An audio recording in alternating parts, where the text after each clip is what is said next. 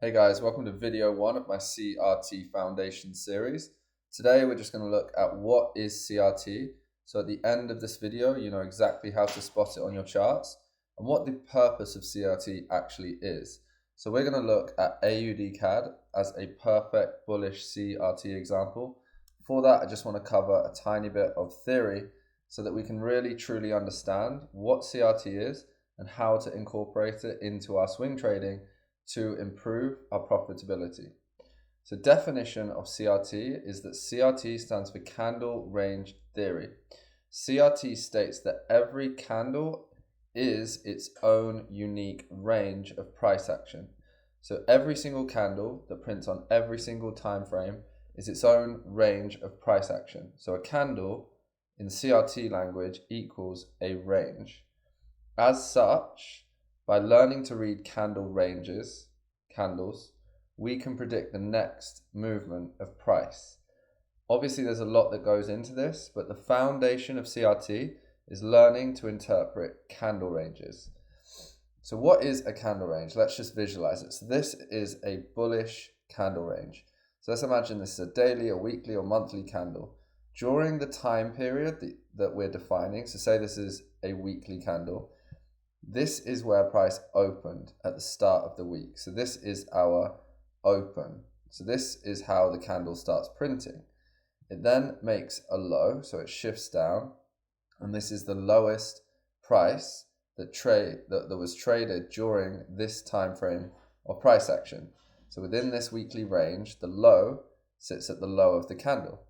We then started to see, obviously in this case, bullish demand coming into the market, which pushed price up to make the high of the candle. So it's the highest price that traded during this week of price action. Then we saw some supply or downward pressure coming into the market, which meant that the candle closed at this level here. But this candle tells us a story. It says that demand overran supply. There were more buyers in the market than there were sellers. So first and foremost, price went up. And actually, we see relatively small wicks and a big body. So there was actually quite a big surplus of demand in the market, which created this candle. But if I'm honest, this candle in isolation means nothing other than to say that price went up during this time period or time frame of price. So what we need to do is then study candle range relationships. So this gives us something completely different. It's the exact same candle. We see the exact same bullish price action, but now we see that price reacted from somewhere. When price opened, it sat inside this candle range. So this was a bearish candle range where supply was pushing price down. We then saw price open at this point here, trade into the low of the previous candle, and then we get demand stepping into the market, which push price higher. So step 1 of candle range theory, or reading candle ranges, is to understand and start to interpret the composition of candles. Secondly, it's then to look at the relationship between candles. And this can become quite complex because we start to look at different time frames and the relationship between candles or candle ranges on those time frames. But the first thing to understand is that we can start to anticipate what is going to happen next based on reaction from previous candle ranges. Then you have candle composition.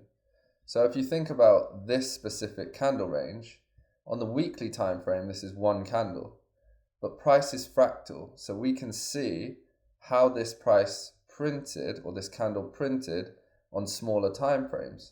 So if we were to drop to, say, the 1 day, the 12 hour, the 6 hour, we're going to get smaller candles that register price action for those specific time periods that ultimately make up the composition of our weekly candle. And within that, we can see where highs and lows are taking, where stops are building, which signify liquidity. We can also see structure. And I'm going to jump ahead slightly and get into something that is a bit more advanced. But if you've ever looked at things like supply and demand or market structure, all market structure really is the composition of higher time frame candles.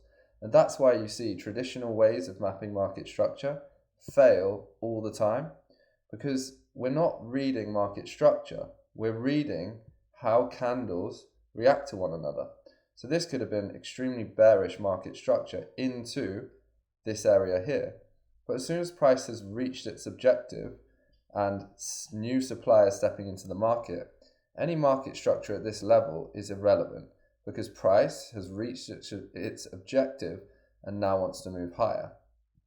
So candle ranges are composed of smaller time frame candles. So we can start to do two things. We can learn to read the relationship between higher time frame candles, and we can read the immediate price action of our lower time frames. That gives us two things. It gives us the ability to see where price is heading from a higher time frame perspective and where price is trading next from a lower time frame perspective. And if you can master this, you can take high probability swing trades time and time again in the market.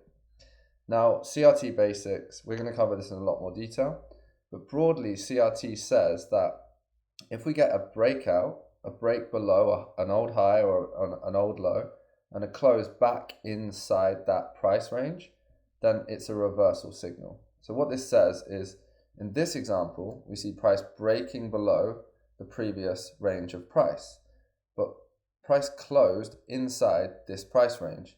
So what this is signifying from a CRT perspective is that price might want to trade higher. It might want to reverse.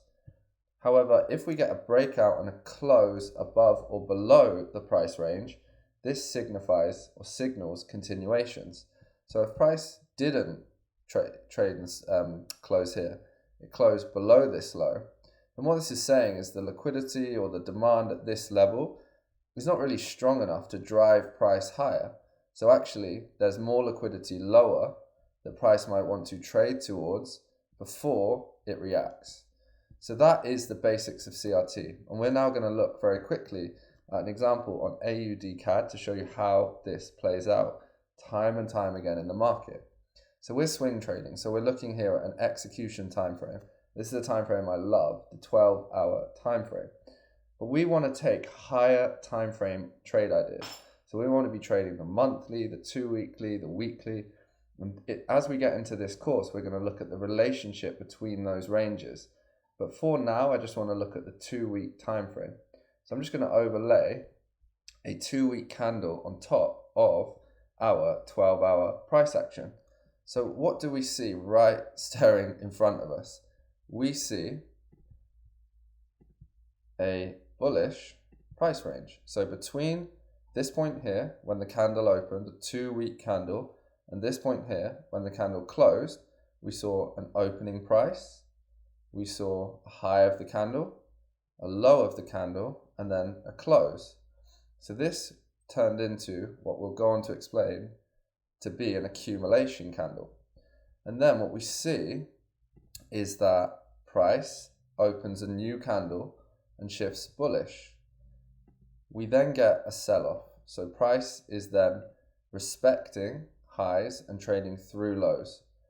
We come into what we'll go on to explain with the internal range liquidity in this price leg, try to push lower, we wick below but don't close, and then we get an order flow shift.